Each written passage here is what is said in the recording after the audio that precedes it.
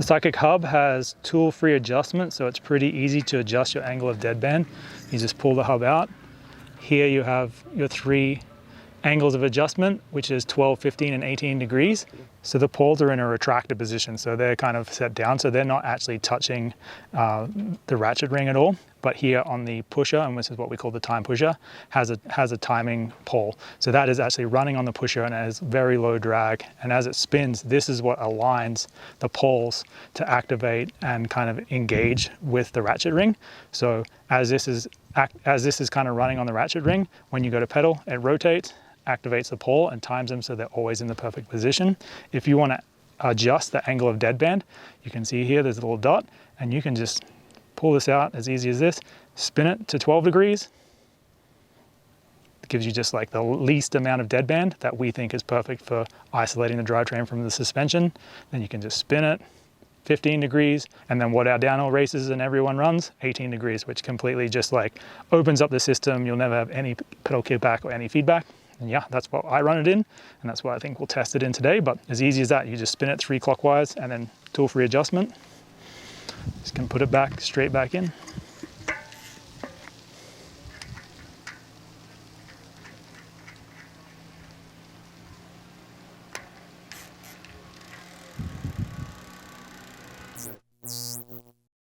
Are you convinced that this is why your bike isn't working? What's going on, everybody? Jason Schroeder with MTB.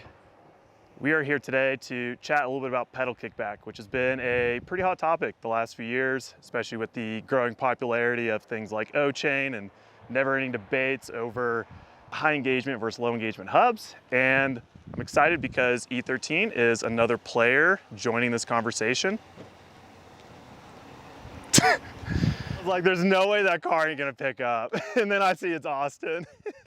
E13 is now another player joining this conversation with their new Sidekick Hub. And today we're hanging out with Dennis Bear, who's the product manager of E13, and he is gonna run us through all the details of this new hub, how it helps combat pedal kickback, things like braking, traction, rolling resistance, all that good stuff. And then we are gonna hit the trails and see how it performs in action.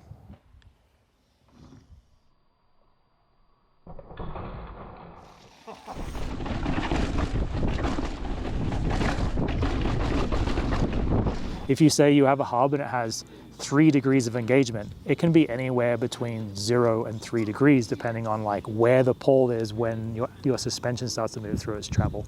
The difference with our hub is it gives you a consistent measurement every time. So in our degrees is, it's 12, 15, or 18.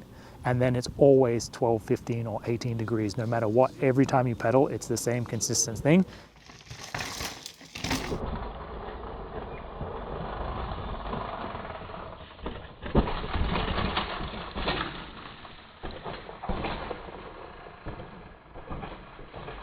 We just did 2 laps with the stock DT Swiss wheels that are on this bike, the 240 hub in the rear.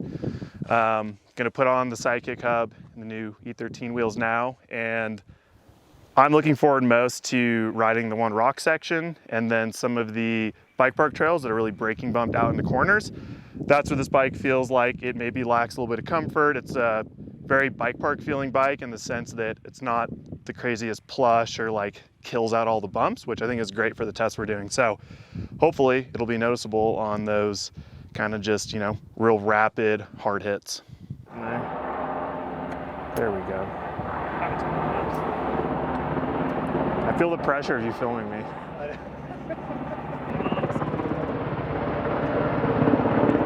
Magic.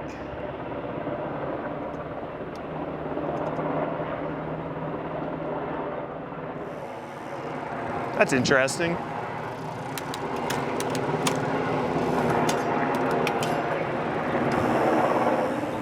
We'll leave that for a few days and come back. Okay, so we took the shock out. I have the stock wheels that came on this bike. We have a DT Swiss 240 hub. And just showing how as you move a bike through the travel, your chain grows, and that's what pulls on your cranks and creates pedal kickback. I am holding the rear brake when I'm doing this, just to kind of amplify what's happening.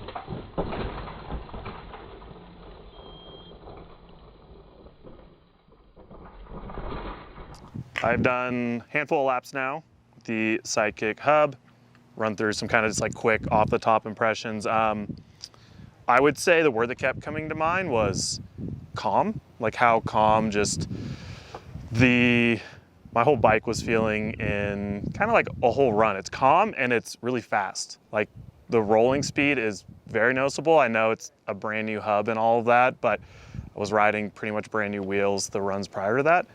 It wasn't some crazy drastic, oh my gosh, I can lock up my brakes through holes and stuff and like the smoothest thing ever. But I think I kind of enjoyed the fact that it took the edge off of the braking bump chatter where you just feel like the shock of bumps. It's like the edge of those was taken off. And then just the calmness of the bike through like the main rock garden that we've been riding, the chatter bumps going into the big bike park berms and stuff. The bike's just doing a lot less. Like Dennis and I were chatting after one of the sections, and like that calmness to me, if you're like riding really intense, you're racing, you're somebody who like really is trying to push hard, that creates confidence, a bit more traction it seems. You're having to think about maybe a little bit less of how your bike's reacting. And then the other end, if you're cruising laps, just riding like a bike park and stuff, maybe a little bit safer, also a little bit more control. Watching in the stand, when we took the shock out and moving, compared to like comparing the two wheels, and then that maybe doesn't show like a huge difference in how it's affecting like your chain tension on your suspension, but bouncing around in the parking lot, visually you can see how the hub is having more an effect in letting your suspension move. I tried not to placebo myself too much into like thinking it was gonna do a whole lot. I'm gonna ride the DT Swiss hub again, kind of go back to what I was on and then get back on these and hopefully have some more things to say about just how it's comparing.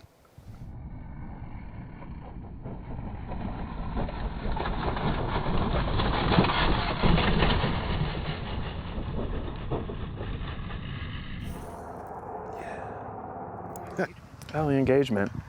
Let's keep these viewers engaged with this video right now. I have it in the most slack right now, the 18 degrees, and pedaling around the parking lot when you're in your easiest pedaling gear, it is really hard to tell. It feels like you're riding kind of like a lower end hub sort of vibe where it's like, yeah, there's slack, but there also isn't. Anywhere on the trail where I was pedaling at speed, like it wasn't noticeable at all.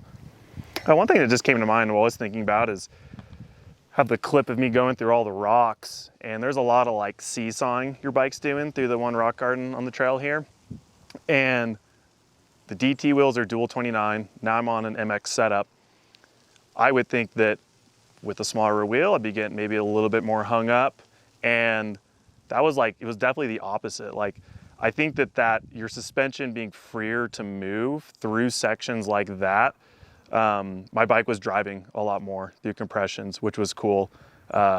Driving through them and carrying speed a lot better versus seesawing a bit more, which is how it felt the first few laps we did. It's pretty entertaining.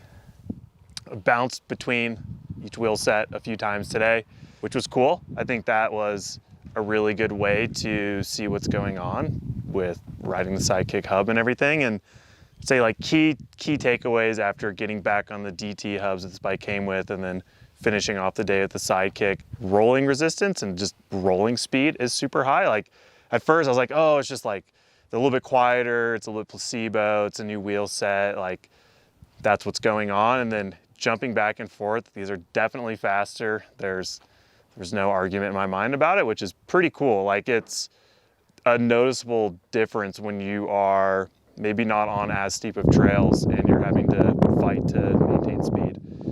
Braking control and like the bike working under braking wasn't like a standout for me. I think that the trails we rode weren't maybe steep enough to notice that. It was a little bit better, but in those sections with those awkward turns, like I was able to brake, set a line, and kind of through the like bumps where your bike's usually just dancing a little bit, was super calm. Like I feel like I was cornering better today in these sort of conditions than I ever have. And this is a bike I haven't ridden a whole lot. So like that was a surprising takeaway. And I think again, it kind of just goes back to like the bumps and the vibrations aren't resonating through the bike as much, which then you don't notice them as much.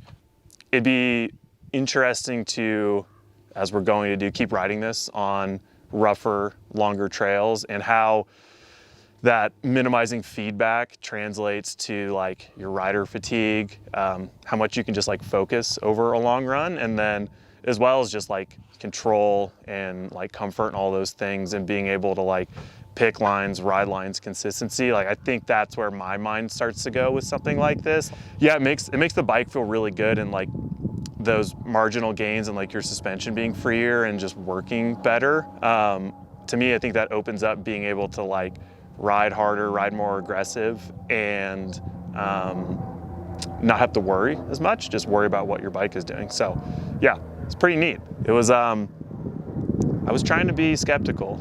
I feel like things like this, that you gotta be right. You can't come into it and just sign up for it and be on board. But it was cool to go back and forth with a normal hub and, you know, see those gains in different areas. And it's hard to pick out things that I think people might be hesitant about. I think weight's the biggest one, but if you're even watching this or like interested in a product like this, you should be so much more focused on like how your bike's performing descending, that I wouldn't stress like the weight component.